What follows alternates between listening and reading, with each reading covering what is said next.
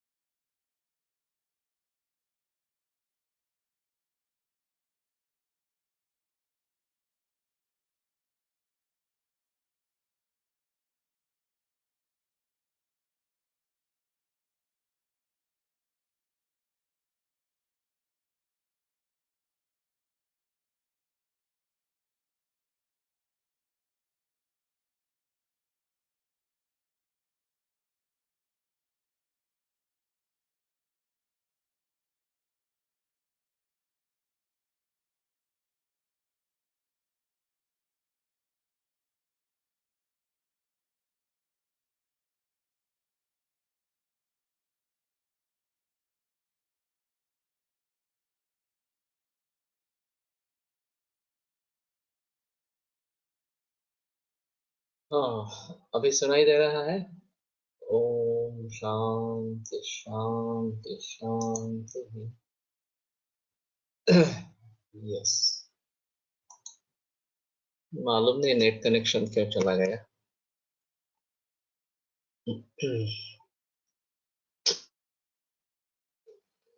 तो ये जो कोष्ठी है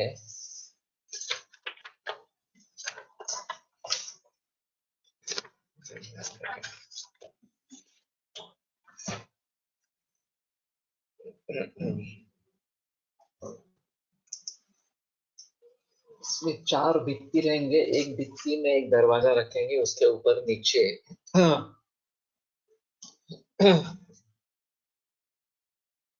खुली जगह होनी चाहिए अंगार कोष्ठी के बारे में। और फिर ऊपर से ये ईंधन वगैरह सब डाले, नीचे से धमन करे, और फिर बाद में जिसका पचन करना है वो 5-5 सत्वपातन गोल इस प्रकार से डाले। तो ये अंगार कोष्ठी इस प्रकार की बताई गई है। अथ पाताल कोष्ठी दृढ़भूमौ चरेत गर्तं वितस्त्यां संमितं शुभम। तो दृढ़ भूमि में एक गर्त वितस्ति संमित इस प्रकार की करे। वर्तुलन चात तन्मध्ये गर्तम अन्यम प्रकल्पे। वर्तुल होनी चाहिए, उसमें दूसरा एक गड्ढा खोद देना चाहिए। चतुरंगुल विस्तारम निम्नत्वेन समन्वितम। 4 अंगुल इसका विस्तार हो और निम्नत्वेन समन्वितम।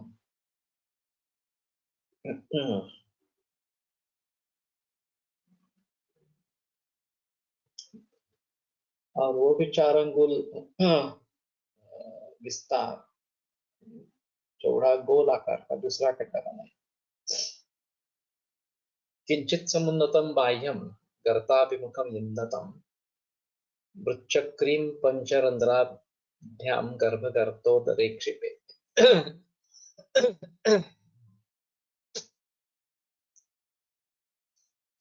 थोड़ी सी ऊपर आई हुई इस प्रकार है। हाँ। गर्तात् धरणि पर्यंतम तिर्यं नाल समन्वितम किंचित समन्वितम बाह्य गर्ताभिमुखम निम्नकम वृच्चक्रीम पंचरंध्राभ्यां गर्भगर्तोदरे क्षिपे। तो एक मृत्तिका चक्र उसमें रखे गर्भगर्तोदर में। गर्ता धरणी पर्यंतम तिर्यक नाल समन्वितम। गर्त से धरणी तक तिर्यक नाल से समन्वित किंचित समन्वितम बाह्य गर्ताभिमुख निम्नकम। थोड़ा ऊपर उठाई हुई बाह्य से और गर्ताभिमुख निम्नक और गर्ताभिमुख वो नीचे जाने वाली इस प्रकार की होने चाहिए। वृच्चक्री पंचरंध्राढ्याम से 5 रंध्र हो गर्भगर्तोदरे क्षिपे उसमें डाले। आपूर्य कोकिले कोष्ठीम प्रथमे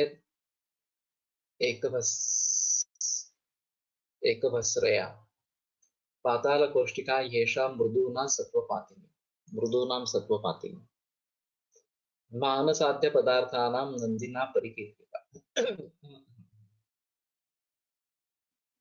तो मुझे ऐसा लगता है जो अंदर का जो गर्त है जो 4 अंगुल इस प्रकार का है उसमें ये अंगार रखने हैं और एक नाली वहां से 5 नाली एक्चुअली चक्र वाली उसमें रखे और शायद उसमें से हवा अंदर डाले। प्रथमेत एक भस्रया तो एक ही तरीके से वो हवा अंदर जाएगी और 4 जो अन्य नाली है उसके जरिए ये रक्षा जो है वो ऊपर निकल आएगी। और बीच में जो अंगार कोष्ठी है और उसके ऊपर एक दूसरा गर्त है उससे बड़ा, उसमें जिसका पाचन करना है वो रखना है। चक्री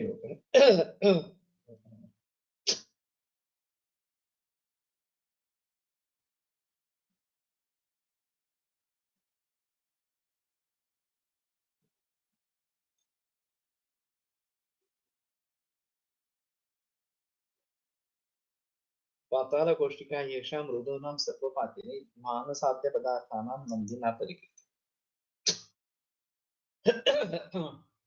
तो मेरे सामने तो पिक्चर क्लियर है।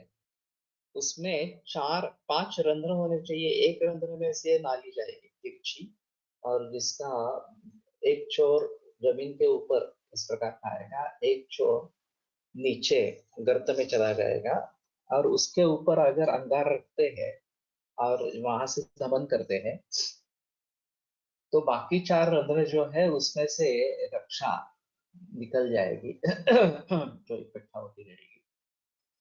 और बीच अंगारों के ऊपर जो एक गर्त है उसमें जिसका पाचन करना है वो रखना है, वो शायद शराब में इस प्रकार का रखना पड़ेगा। तो ये जमीन के अंदर होने के वजह से उष्णता का रोधन करती हुई और उष्णता को संचित करती इस प्रकार की रहेगी। तो कम कोयलों में इसका काम होगा, मृदु इस प्रकार की रहेगी। तो ये नंदिना परिकीर्तिता। एक बार देख लेते हैं इसमें टीका में कुछ है क्या।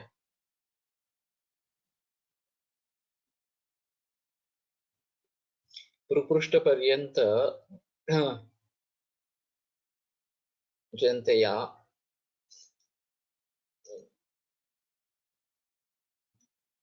त्रिवक्रा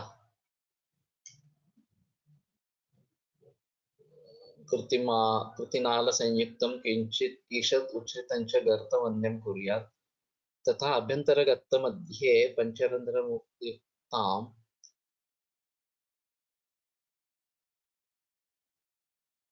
मृच्चक्रौ स्थापयित्वा अङ्गारे कोष्ठौ परिपूर्य एकवस्त्रया धमे मृतद्रव्याणां सत्त्वपातनार्थं इयं पातालकोष्ठी इति नियमिति निष्कर्षः। बद्धनालं मूषा मृद्भिर्विधातव्यम् अरति प्रमितं दृढम् अधोमुखं च तच्चक्रे उद्वक्त्रे नालं पञ्चाङ्गुलं खलु वङ्कनालमिदं प्रोक्तं दृढध्मानाय कीर्तितम्। मूषा मृद्भिर्विधातव्यम् वेधातव्यम अरत्य प्रमितम दृढ़। अरत्नी इस प्रकार की मूषा इस मिट्टी से बनाई है, दृढ़। अधोमुखं च तत् वक्त्रे नालम पंचांगुलं खलु। अधोमुख रखनी है और उसमें मुख में नाल पंचांगुल इस प्रकार का रखे।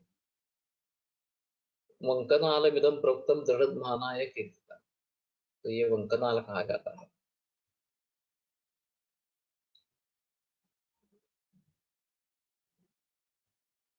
गारकोष्ठीम आह द्वादश इत्यादि।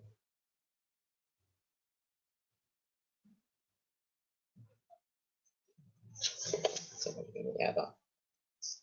एक बार पाताल कोष्ठी का भी हिंदी से पढ़ लेते हैं। पाताल कोष्ठी का लक्षण मजबूत पृथ्वी के पृथ्वी में एक वित्ता गहरा तथा चौड़ा गोलाकार एक गड्ढा बना दे और उस गड्ढे के ठीक बीच में 4 अंगुल गहरा 4 अंगुल चौड़ा गोलाकार का दूसरा गड्ढा बना दे। इस छोटे गड्ढे के तल से लेकर बड़े गड्ढे की बाहर वाली जमीन के ऊपर तक पहुंचने वाली एक मजबूत तथा तिरछी नली लगा दे जो जमीन से थोड़ी ऊंची उठी हो, जिससे उसमें धोपनी लगाई जा सके। उस नली के नीचे वाला छिद्र छोटे गड्ढे के तल के तरफ झुका हो।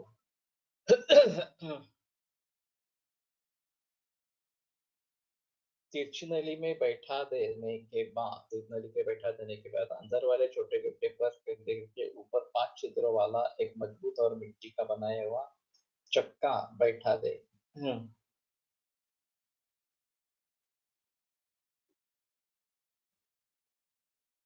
एक मजबूत मिट्टी वाला बनाया हुआ चक्का बैठा दे।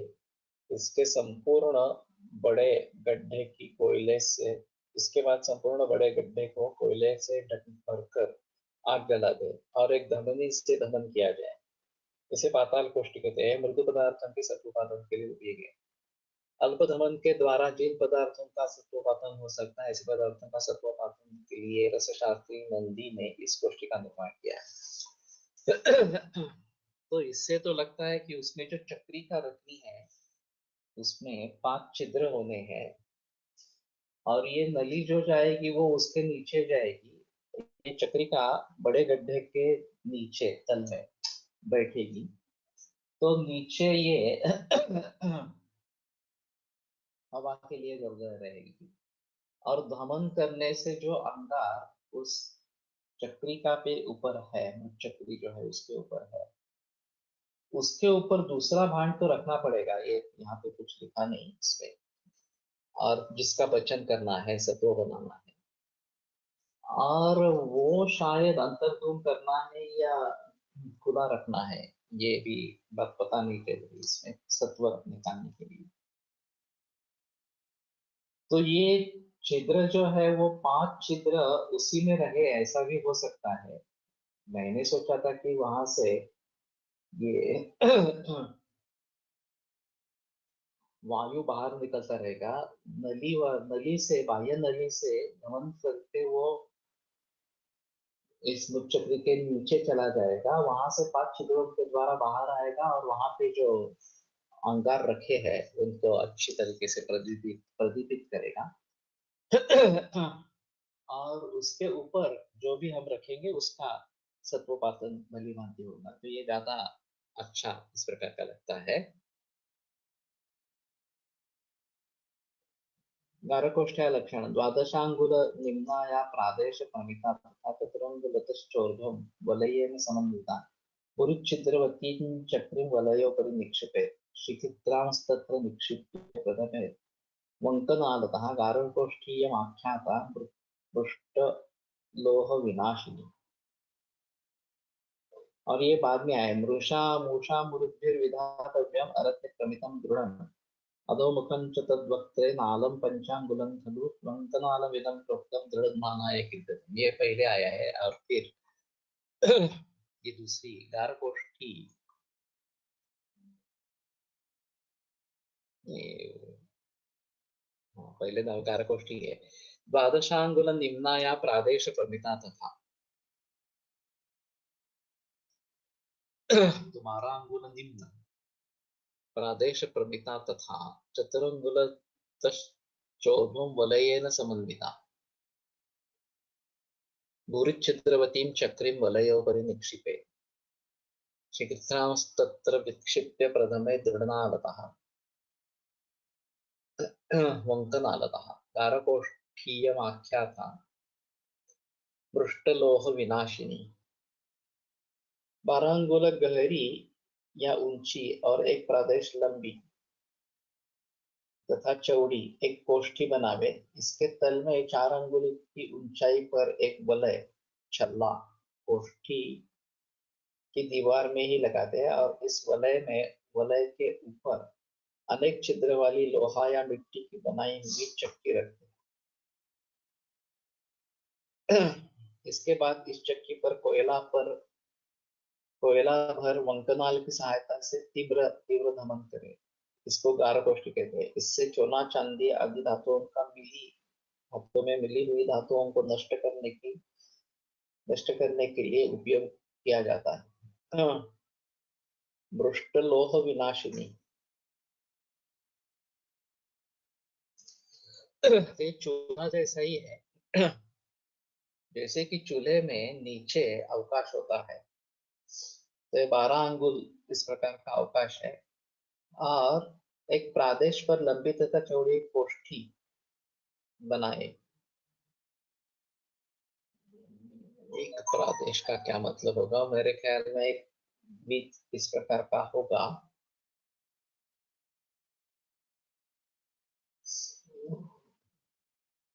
और उसमें एक वलय लगा दे, फिर बुरी छिद्रवती चक्री उस वलय के ऊपर रखे और वहां पे शिखित्र जो अंगार है वो डाल के प्रथमे तो उनका डालना नीचे दमन करना है।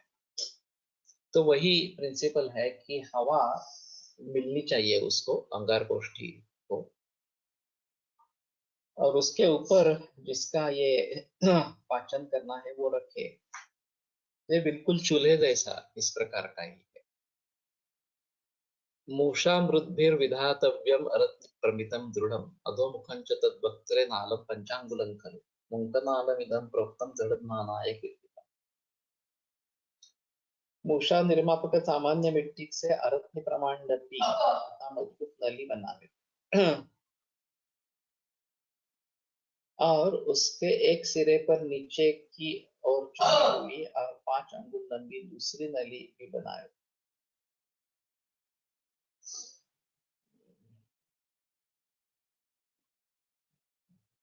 इनको वंकलाल नाल कहते हैं। मुख से फूंक कर तीव्र दमन के लिए किया जाता है।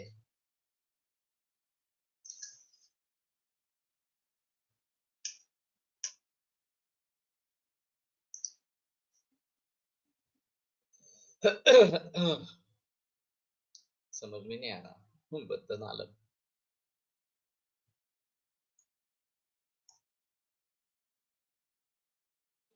ओंकानालम् इत्युक्तं तत् किं शर्करादौ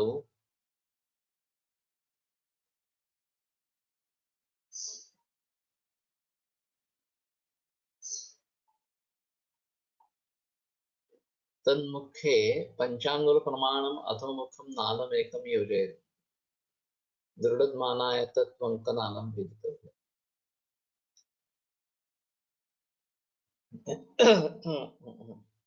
अरत्नी प्रमित इतना तो एक नाल बना है, उसमें पंचनाल, उसके मुख में पंचांगुल एक नाल अधोमुख इस प्रकार का बनाना है। समझ में नहीं आ रहा एक्चुअली।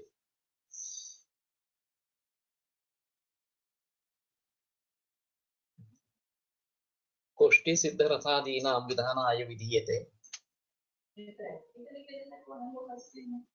नाही माहिती कोणी केलेलं किंवा अशा स्वरूपात कोणी वाचलेलं पण नाही, आपणच वाचतो पहिल्यांदा असं झालं।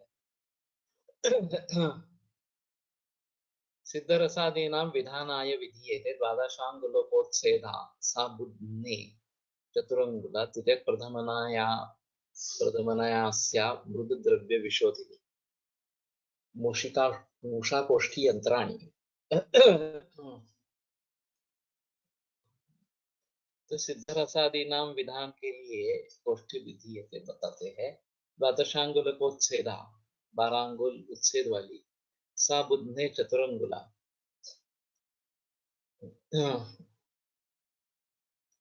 नीचे तल में चतुरंगुल होनी चाहिए, तिर्यक प्रथमनास्या और तिर्यक उसमें प्रथमन कर सके। कोष्ठी सिद्ध रसों को तैयार करने के लिए बनाई जाती है। कोष्ठी की ऊंचाई 12 अंगुल होकर तल चौड़ाई 4 अंगुल की होती है। इसको तिर्यक नमन, इसी को तिर्यक प्रथम कोष्ठी भी कहते हैं। इसका उपयोग मृदु द्रव्यों के शोधन के लिए किया जाता है। सभी में प्रिंसिपल एक ही है कि अंदर हवा खुली रहे, बाहर से अंदर हवा फूंक सके, और उसके ऊपर अंगार होगा, उसके ऊपर जिसका पचन करना है वो रखना है।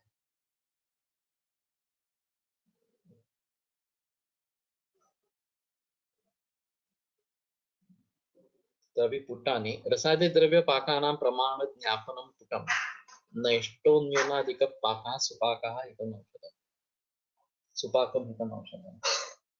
रसादि द्रव्य पाक के लिए प्रमाण ज्ञापनम पुटम, प्रमाण दिखाने वाला पुट है। न इष्टो न्यूनाधिका पाक, कम या ज्यादा पाक नहीं होना है। सुपाकम हितम औषधम, सुपाक औषध हित इस प्रकार है। तो अभी पुट शुरू हुआ। लोहादेर पुनर्भाव गुणातिथ्यम ततो कृता अनप्सुमज्जनम रेखा पूर्णता पुटतो भवेत्। तो पुट से क्या क्या होता है? तो लोहादे लोहादे है अपुनर्भाव, तो फिर से जो मूल द्रव्य है वो मिलता नहीं है, अपुनर्भाव होता है। गुणाधिक्यम ततो व्रता, गुणाधिक्य हो जाता है और श्रेष्ठत्व आ जाता है। अनप्सुमज्जन, पानी में डूबना नहीं।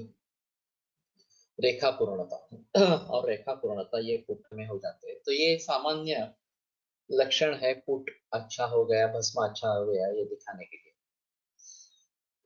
अभी मुझे पता नहीं है कि केमिस्ट्री के आधार पर इसमें कुछ किया जाता है क्या, कि भस्म अच्छे तरीके से बना है, ये समझने के लिए इसके लिए कुछ केमिकल रिएक्शंस या ऐसी कुछ देखी जाती है क्या? वैसे देखा जाए तो इसके बारे में काफी बहस होनी चाहिए, काफी प्रयास होने चाहिए। यहाँ CCRS का एक सेंटर है, जवाहरलाल नेहरू इस प्रकार का पादप उद्यान रिसर्च सेंटर। तो उसमें केवल 2 वैद्य है, बाकी जो सभी स्टाफ है वो मॉडर्न फिजिक्स वाला स्टाफ है। और इसी तरीके से कुछ करते रहते हैं, मालूम नहीं कितना बाहर निकला है उसमें से। और अगर हमें स्टैंडर्डाइजेशन करना है कुछ इसके बारे में, कि कम से कम ये भस्म हुआ है, ये अपुनर्भव है। इस प्रकार से अगर हम सिद्ध कर सकते हैं ऑब्जेक्टिव पैरामीटर्स के जरिए, तो ये बड़ी कामयाबी होगी और विदेशों में उसके बारे में हम बता सकेंगे। अभी आयुर्वेद विदेशों में पहुंचा ही नहीं है, उसको मान्यता मिलना ये भी अभी बहुत मुश्किल इस प्रकार की बात है। कुछ ही चंद देशों में, यूएई में जैसे आयुर्वेद को मान्यता है, फिर भी उसमें काफी रिस्ट्रिक्शंस है। और बाकी सभी जगह एक मेडिकल सिस्टम के हैसियत से आयुर्वेद को मान्यता नहीं है। तो ये अगर होना है तो ये स्टैंडर्डाइजेशन प्रोसेसेस कुछ होनी चाहिए और उसमें लगाव होना चाहिए कि मुझे ये सिद्ध करना है, मुझे ये आगे लेकर जाना है। इस प्रकार से केवल नौकरी है इसलिए कर रहे हैं, इस तरीके से कुछ होगा नहीं। जब तक कोई डेडिकेटेड आदमी वहां पे नहीं रहेंगे जिनको क्या साध्य करना है इसके बारे में पता है, तब तक इसमें से कुछ निकलेगा नहीं।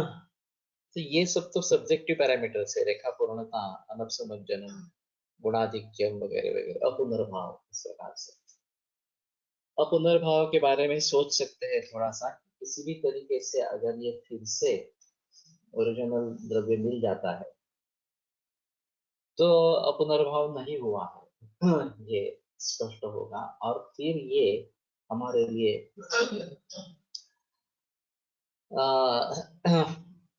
अच्छा नहीं रहेगा कि हम भली भांति उसको प्रयोग में ला सके। अगर सीसीआरएस विदेशों के लेबोरेटरी से टाइप करके प्राचीन तरीके से औषधियों का निर्माण करे और उसका टेस्टिंग करते रहे, कुछ भी जो एचपीसीएलसी हो या और कुछ भी इस प्रकार का टेस्टिंग हो, वो टेस्टिंग करते रहे, ताकि इसमें परिवर्तन आ रहा है और ये नॉन टॉक्सिक हो गया है, इतना तो सिद्ध कर सकते। टॉक्सिक मटेरियल से लेकर नॉन टॉक्सिक हुआ है, इतना तो अगर हम सिद्ध कर सकेंगे तो आयुर्वेद के बारे में तो एक गलत सहमी है कि ये सब इस प्रकार के हेवी मेटल्स का प्रयोग करता है तो ये निश्चित रूप से टॉक्सिक ऐसा मानकर चलते हैं। यहाँ पाध्य जी ने जो प्रयोग किया था ताम्रभस्म के बारे में, 6 सैंपल्स उन्होंने लिए थे, उसमें से 4 बाजार से थे और 2 वैद्यों के सैंपल्स थे। आश्चर्य रहा कि वैद्यों के सैंपल्स कंप्लीटली नॉन टॉक्सिक रहे और बाजार के चारों सैंपल्स टॉक्सिक रहे। फिर उन्होंने आगे जाकर ये टॉक्सिसिटी क्यों नहीं है, क्योंकि वो भी मानते चल रहे थे कि टॉक्सिक ही होगा, लेकिन जब उन्हें पता चला कि ये नॉन टॉक्सिक है तो फिर क्यों नॉन टॉक्सिक है ये तो कोशिश की, तो हमें पता चला कि इसका उत्सर्जन जो है वो किडनी से नहीं होता, लीवर से होता है। तो ये भी एक अहम मुद्दा है। तो किसी न किसी तरीके से अगर ये नॉन टॉक्सिक है, अगर ऐसा हम प्रूव कर सकते हैं तो वो बड़ी कामयाबी हम सभी के लिए होगी। इसलिए मैंने बालेंद्र प्रकाश से जिक्र किया था कि आपके पास 60 लोगों की रिपोर्ट है इंटरनेशनल, और आप जो दवा देते हैं वाली पानी, ये तो पूरी टॉक्सिक है उनके हिसाब से, पारद और कर्नाटक से बनी है। तो आपके पास अगर रिपोर्ट है कि किसी में भी टॉक्सिसिटी नहीं पाई गई है तो एक अहम मुद्दा है हमारे लिए, और विदेशों के रिपोर्ट से, हमारे रिपोर्ट से ऐसा नहीं। लेकिन उन्होंने तो कहता नहीं नहीं मुझे अब कुछ मालूम नहीं, मैंने सीसीआरएस को सब सौंप दिया है, मेरे पास अब कुछ नहीं है इस प्रकार से। ये बड़ी अजीब बात है। तो मैं समझता हूँ कि इसमें काफी प्रयास के लिए जगह है और विश्व भर के वैज्ञानिकों के सामने ये लाना बहुत जरूरी इस प्रकार का है। शायद इसकी कंपैरिजन नैनो टेक्नोलॉजी से हो सकती है। एक दिल्ली में नैनो टेक्नोलॉजी के बारे में एक परिसंवाद हुआ था और मैं तिलक महाराष्ट्र विद्यापीठ का रिप्रेजेंटेटिव बन के उसमें शामिल हुआ। फिर भी उनके बारे में वो तो अपने तरीके से संशोधन कर रहे थे नैनो टेक्नोलॉजी के ऊपर, और सूक्ष्म मात्रा में प्रयोग करते हुए भी बहुत अच्छे गुण मिलते हैं, ये उनका कहना था। तो जो होम्योपैथी की जो दवाई बनाने की पद्धत है, 6x 30x 200x वगैरह वगैरह इस प्रकार से, उसके बारे में काफी बहस हो रही थी। आयुर्वेद के बारे में किसी को मालूम नहीं था। और ये भस्म प्रक्रिया नैनो टेक्नोलॉजी से मिलती जुलती है, नहीं मिलती जुलती है? भस्म निर्माण करके फिर उसमें ये सूक्ष्मीकरण अगर किया जाता है तो फिर भी उसमें वो गुणधर्म आ जाते हैं, और बहुत कम मात्रा में काम करता है। ये शायद हमारे लिए बहुत अच्छी बात हो सकती है। अभी वैद्यों की संख्या बढ़ने लगी है पूरे भारत भर में। तो वैद्यों की संख्या जैसे बढ़ने लगी, वैसे औषधियों का भी उपयोग बढ़ने लगा। और जहां तक वनस्पति औषधियों का सवाल है, उसमें काफी रिस्ट्रिक्शंस है, क्योंकि जंगल टूट रहे हैं। अब औषधि वनस्पतियों की खेती के सिवाय कोई पर्याय इस प्रकार का नहीं रहेगा अगर हमें इस पर निर्भर रहना है। सबसे आसान तरीका और अच्छा तरीका रसशास्त्र के औषधों के बारे में सोचना ये है। तो इसमें जो वनस्पतियां लगती है वो भी काफी कम लगती है, और जो औषध बनता है वो टिकाऊ बनता है, उसकी लाइफ बढ़ जाती है इस प्रकार। और फिर कम डोज में उसका भी आप सूक्ष्मीकरण करेंगे तो सभी वैद्यों के लिए ये बड़ा फायदे वाला इस प्रकार का होगा, और वसुंधरा भी बच जाएगी। टॉक्सिक आहे किंवा नॉन टॉक्सिक हे कसे ठरवतात? शरीरात काही विष परिणाम दिसतात त्यावरून ती प्रयोगशाळेत काही परीक्षणे असतात। दोनों तरीके से होता है। एक तो एनिमल स्टडीज होते हैं। अब ये एक अजीब माहौल है कि गिनी पिग्स या फिर ये माउस वगैरह जो है, उनमें मिथल डोज क्या है वगैरह वगैरह मात्रा निश्चित की जाती है, 80-50 इस प्रकार से। और उनको देखकर अगर टॉक्सिक इफेक्ट नहीं मिलते हैं तो फिर मानव में प्रयोग करने के लिए दिया जा सकता है इस प्रकार का।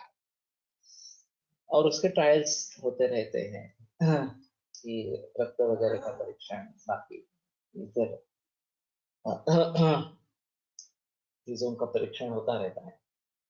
अभी केमोथेरेपी ड्रग जिस प्रकार से बाजार में आती है, या कोई भी एलोपैथी का ड्रग जिस प्रकार से बाजार में आता है, उसमें टॉक्सिसिटी स्टडी जरूर होती है, इसमें संदेह नहीं।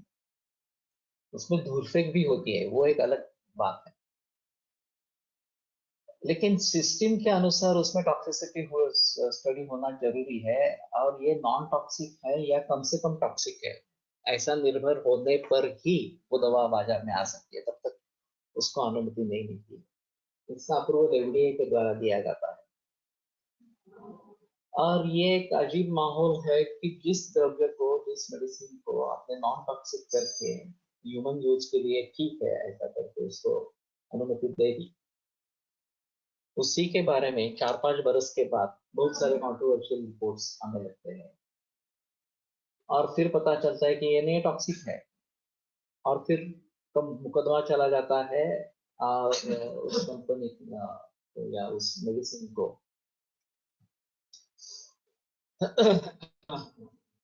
अनुमति नहीं मिलती, अनुमति उसकी खींची जाती है कि नहीं देना है इस प्रकार से। तब तक कंपनी ने अपना मुनाफा पूरी तरीके से कमा लिया है, तो उनको कोई फर्क नहीं पड़ता। इतने बरस के बाद अगर उसको पाबंदी आ जाती है तो उसको कुछ फर्क नहीं पड़ता। और अगर पाबंदी नहीं आती है, वो प्रचलन में कहीं की है तो उसका पेटेंट का कालावधि नष्ट हो जाता है, तो बाकी कंपनी अभी उसका आरंभ कर दी तो उसकी प्राइस कम हो जाती है। ये अभी का सिलसिला मॉडर्न मेडिसिन में चल रहा है रिसर्च का, और ये सब ड्रग रिसर्च ही है कि किसी एक गुणधर्म के लिए किसी द्रव्य का प्रयोग किया जाता है, और फिर जैसे मैंने कहा कि एनिमल एक्सपेरिमेंट से लेकर ह्यूमन ट्रायल्स तक ये सब किया जाता है, और उसमें अगर एफडीए संतुष्ट होती है कि सचमुच इस द्रव्य में कम कार्य करने की शक्ति है और इसके लिए इसका प्रयोग किया जा सकता है, तो उसको मान्यता मिल जाती है। फिर पेटेंट मिलता है, फिर वो दवा बाजार में आती है, और जब उसके साइड इफेक्ट्स के बारे में पता चलता है तो फिर उस पर पाबंदी आ जाती है, लेकिन उसमें 10-12 वर्ष निकल जाते हैं। तो ये सभी सिलसिला चलता आया है। आयुर्वेद के लिए वो नॉन टॉक्सिक है, इतना तो हमें बता देना चाहिए कम से कम। उसकी एक्चुअली ऐसा है कि उसमें कारणुकता तो होनी चाहिए, इफेक्टिवनेस तो होना ही चाहिए। अगर इफेक्टिव नहीं है तो किसके काम के आएगी, तो किसी के काम की नहीं है। तो इफेक्टिव है फिर भी टॉक्सिक मटेरियल से बनी भी नॉन टॉक्सिक है, ये सिद्ध करना बहुत अहम इस प्रकार का रहेगा। और आगे के संशोधन में ये एक बड़ा हिस्सा होना चाहिए। तो अभी इसके बारे में ज्यादा बहस चल नहीं रही। और टॉक्सिसिटी के जो भी अनुभव मिले हैं वो केवल नाक के मिले हैं, ये भी बड़ा अजीब है। सभी औषधियों में पारद का प्रयोग है, पारद टॉक्सिक है मॉडर्न साइंस के अनुसार, और किसी में भी सूचेकर आरोग्य और ये सब लेने पर पारद से टॉक्सिसिटी हुई है, इसे कहीं भी देखा नहीं है। तो ये तो हमें कम से कम लोगों के सामने लाना चाहिए कि देखो इस प्रकार के है। और बीच बीच में हमें भी एलएफटी और सीरम, ये इलेक्ट्रोलाइट्स वगैरह वगैरह इस प्रकार से कर लेने में, और टॉक्सिसिटी कहीं नहीं है ये देखना चाहिए। अभी सिर्फ रिलायंस रेलिगेयर ये लेट टॉक्सिसिटी को ढूंढता है, और उसमें भी ऐसा है कि फ्री रेडिकल्स और कंपाउंड इसमें अंतर नहीं किया जाता। कंपाउंड्स है तो भी इसमें लेड पाया गया है, आगे टॉक्सिक है, इस प्रकार का सिक्का डाल देते हैं। तो हमें अन्य तरीके से होने वाली टॉक्सिसिटी, मिलावट, जैसे कि ये मुंबई का जो दवा बाजार है वो मेटल्स भी बेचते हैं, वनस्पति औषधियां भी बेचते हैं और मेटल्स भी बेचते हैं, तो कंटेमिनेशन इजीली अवेलेबल, और उनके ऊपर कोई पाबंदी नहीं है कि आप ये अलग अलग तरीके से बेचो, एक ही व्यक्ति को दोनों बेचने का अधिकार नहीं है।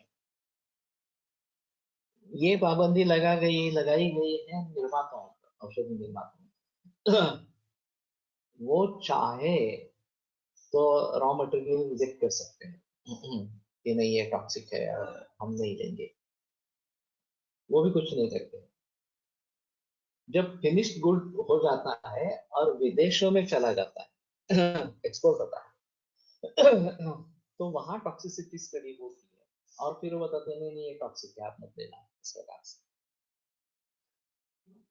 तो अभी गवर्नमेंट ने पक्का किया कि ये विदेश में जाने से पूर्व एक्सपोर्ट होने वाले जो दवा है उसके पूर्व उसकी टॉक्सिसिटी स्टडी होनी चाहिए, कंपल्सन है। तो ये सिर्फ विदेशों के लिए क्यों, क्या भारतीय लोगों के लिए हमारे मन में कोई स्थान नहीं है? वो गिनिबिग बने तो चलेगा। तो ये बड़ा अजीब माहौल है। और रॉ मटेरियल जो बेच रहे हैं वहीं पे अगर कंट्रोल होता है तो आगे की नौबत नहीं आएगी। वनस्पतियों के बारे में भी ऐसा है, अगर वो जंगल से आ रही है तो टॉक्सिक होने की संभावना नहीं है, लेकिन वो अगर शहरों से आ रही है तो मुश्किल है। शंखपुष्पी में पहले लेड पाया गया था, और शंखपुष्पिका और लेड का क्या संबंध है? जर्मनी में सिद्ध हुआ कि शंखपुष्पी में लेड पॉइजनस था, और उसके जरिए लेड के पॉइजन के लक्षण दिखे इस प्रकार से। तो फिर खोज हुई तो पता चला कि वो उत्तर प्रदेश से शंखपुष्पी निकाली गई थी और रोड साइड ग्रोन। अब ये बात है कि उस समय ऑटो इन्फ्लुएंस रहते थे, उसमें लेड रहता था, लेडेड पेट्रोल था। और फिर उसके एग्जॉस्ट से जो सभी कार से उसके एग्जॉस्ट से ये हवा में मिलता रहा, और रोड साइड ग्रोन होने के कारण शंखपुष्प में समा गया। किसी ने इसके बारे में सोचा भी नहीं था। तो ये लेड माला सिर्फ शंखपुष्प के प्रयोग में आया। भारत में कितने लोगों ने लिया होगा मालूम है, किसी को भी टॉक्सिसिटी सिम्टम्स नहीं दिखे, लेकिन वहां जर्मनी में यह हादसा हुआ। और वहां उन्होंने सिद्ध करके दिखाया कि ये सिर्फ शंखपुष्पी से ही आया है इस प्रकार से। तो ये आयुर्वेद को पोसने के लिए एक अच्छा हमें हथियार मिल गया। उसके बारे में फिर लैंसेट में वगैरह पेपर पब्लिश हुए।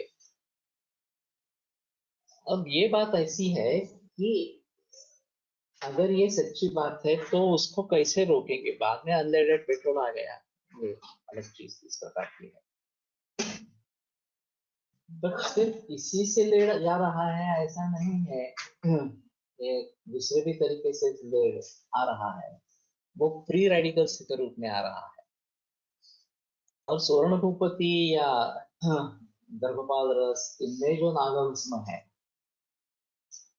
वो कंपाउंड के फॉर्म में आ रहा है। तो कंपाउंड के फॉर्म में अगर आता है तो वो टॉक्सिसिटी उसमें नहीं होती है। लेकिन अब इसको सिद्ध करना बहुत जरूरी है कि ये नॉन टॉक्सिक है और वो टॉक्सिक है, इस प्रकार से अब उसको रोकना है। अभी बीच में ये सीएफएल आए। सीएफएल में पारद का प्रयोग था, और एक नाग वाले एसिड बैटरीज है जिसका डिस्पोजल अच्छे तरीके से नहीं है, तो उसमें से लेड भूमि में चला जाता है, पानी में चला जाता है। इसके ऊपर कौन रोकथाम करे? और उससे अगर वो किसी ना किसी तरीके से किसी दवाइयों में घुस गया तो क्या वैद्य इसके लिए दोषी है या आयुर्वेद इसके लिए दोषी है? तो कोई इसके बारे में सोचने वाला भी नहीं है। आगे कदम उठाना वगैरह तो बात छोड़ दो, किसी के दिमाग में भी नहीं है ये बात। इस प्रकार से टॉक्सिसिटी फैल रही है। वैसे आयुर्वेद करने वाले बहुत कम है, हाँ, और उनकी आवाज बहुत कम है इस प्रकार से। तो मैं मानता हूँ कि सीसीआरएस को ये मुद्दा उठाना है, और टॉक्सिसिटी नहीं है ये सिद्ध करने के लिए कमर कसनी है।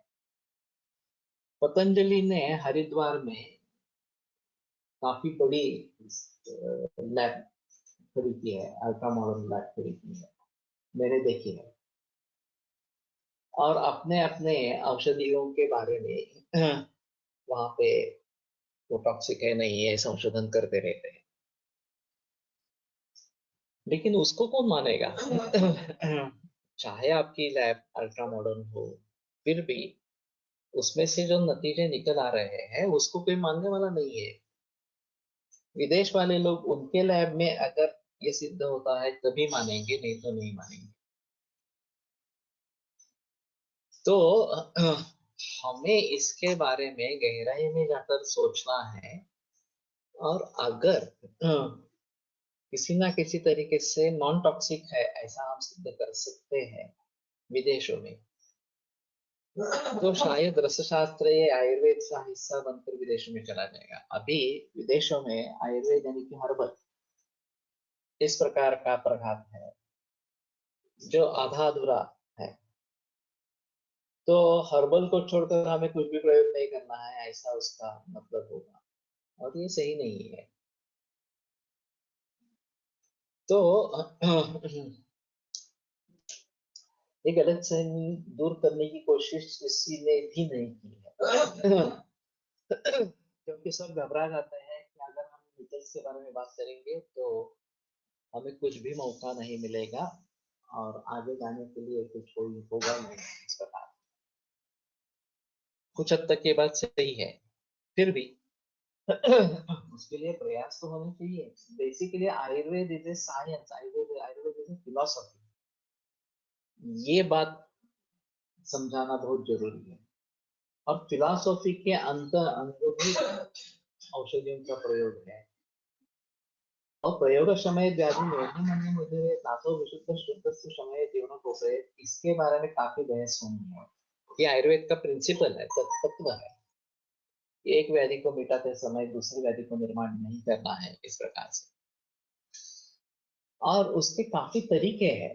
हाँ, प्रमाण कितना देना है, मात्रा कितनी देनी है, वो हमारे हिसाब में अग्नि के ऊपर है, दोष के ऊपर है। फिर उसके साथ में अनुपान में क्या दिया जा रहा है, परहेज क्या बताया जा रहा है, औषध अच्छी तरीके से बनी है नहीं बनी है, वगैरह वगैरह, इन सभी बातों पर ध्यान देना है। तो फिर ये बात हो सकती है कि हाँ, हमारी दवाइयाँ जो है पूरी तरीके से सेफ है।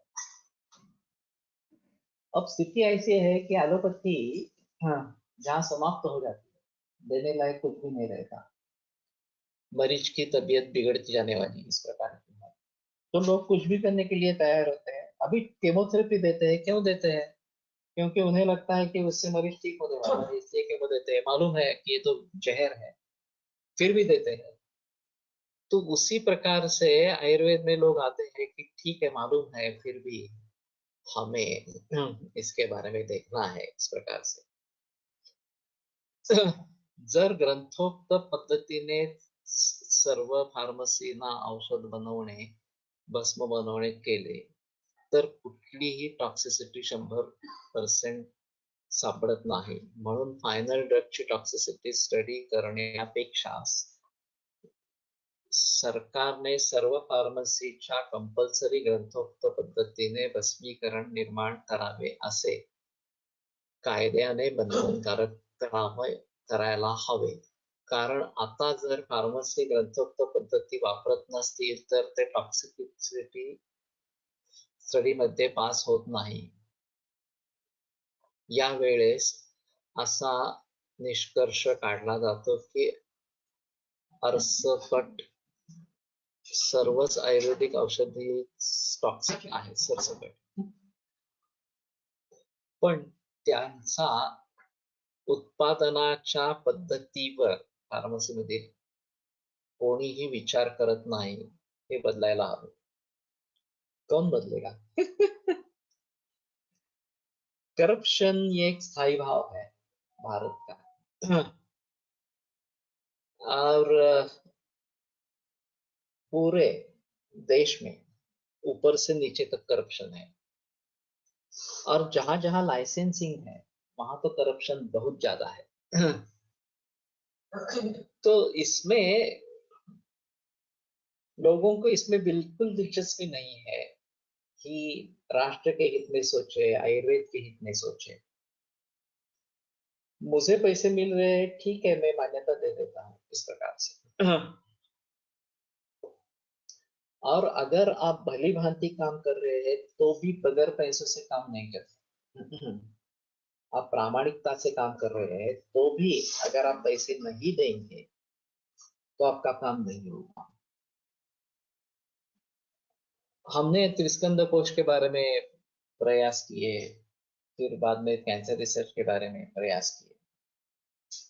मेरा अनुभव बिल्कुल अच्छा नहीं रहा गवर्नमेंट एजेंसीज के बारे में, खास करके आयुर्वेद के गवर्नमेंट एजेंसीज के बारे में। CSR बहुत अच्छी संस्था है, करप्शन वहां नहीं है। हमें औषध कोष के लिए वहां से ग्रांट मिली और एक पैसा भी हमें देना नहीं था। लेकिन माशेलकर उसके प्रमुख थे, डिप्टी जनरल। और फिर आयुर्वेद में वैसी स्थिति नहीं है। एक शांता शास्त्री बहुत अच्छी थी, जो कि वो सेक्रेटरी थी शुरू में, लेकिन पूरी यंत्रणा ही भ्रष्ट है। और केवल ये आयुर्वेद के लिए है ऐसा नहीं है, सभी जगह है ऐसा है। तो राष्ट्र प्राधान्य होना चाहिए, राष्ट्रहित को प्राधान्य होना चाहिए। और इस सिलसिले में तो बहुत जागरूकता होनी जरूरी इस प्रकार। अभी मोदी सरकार ने काफी प्रयास किए हैं इस यंत्रणा को तोड़ने के लिए। ज्यादा से ज्यादा ऑनलाइन पेमेंट्स की है, उसको बढ़ावा दिया है, कैश ट्रांजैक्शंस बहुत कम कर दिए हैं। फिर भी राजकारणी लोग जो है उनके हाथ में ही सब सत्ता रहती है, और बगैर इस प्रकार से पैसा कमाए कोई शासक नहीं बन सकता। ये भी बात सही है। मधुदंडवते वगैरह जैसे निष्कलंक चारित्र्य वाले कितने नेता है हमारे देश में।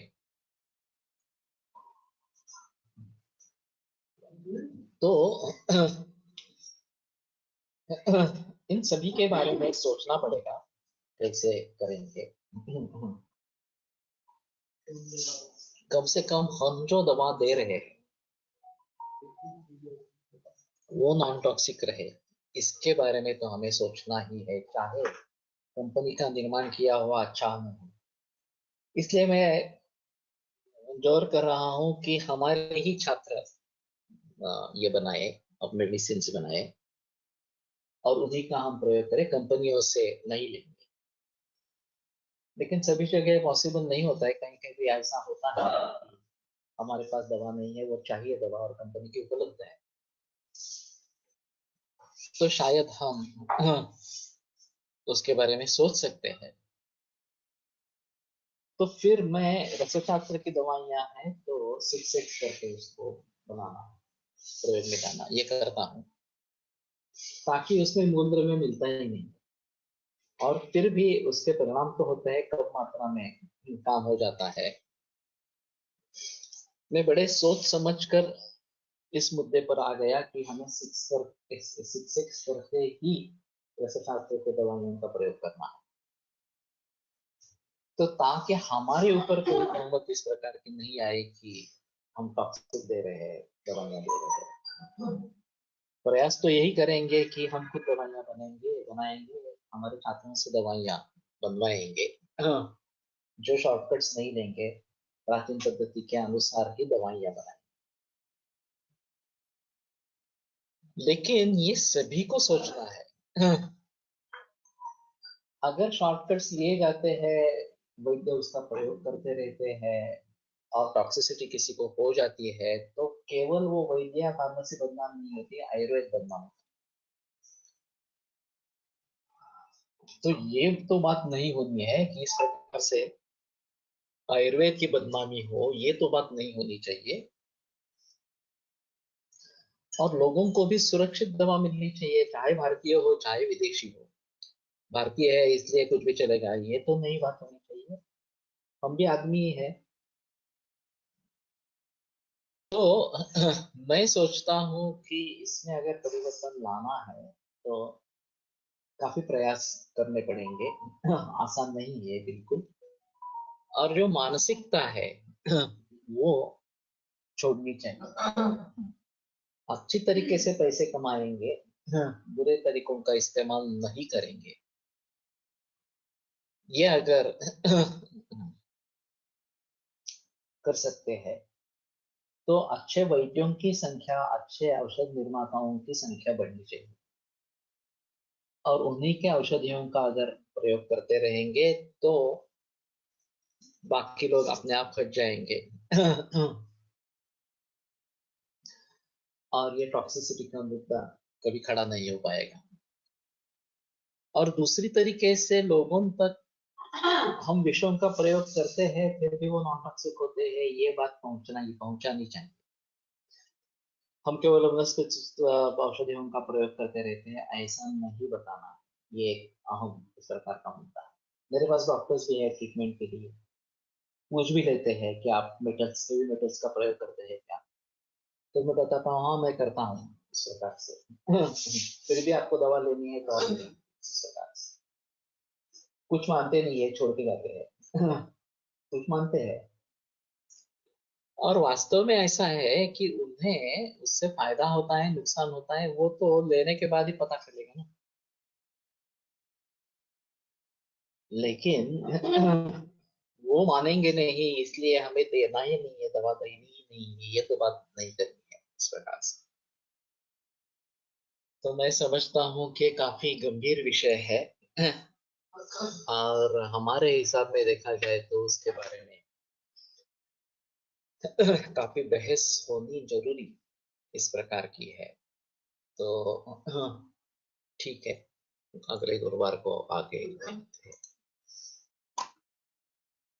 आयुर्वेद प्रकांडो निगदितैः शल्यतंत्र प्रधानः शिष्येभ्यः शाश्वतोऽयं निखिलजनकृपा व्याप्तचित्तेन येन आयुर्वेदस्य वाञ्छन् पुनरपि भुवने ताञ्च सुष्ठुप्रतिष्ठां श्रेष्ठं धन्वन्तरिं तं प्रणमति च सदा वैद्यवर्गो हि नूनम् वैद्यवर्गो हि नूनम्।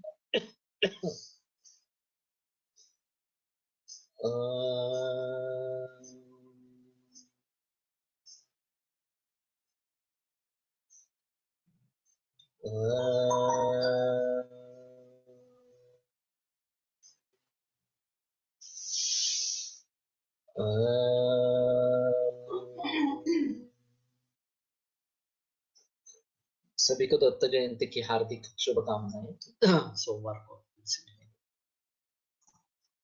विरम्यते व्याख्यान व्यापारात् सोमवासरे पुनर्मिलिष्यामः।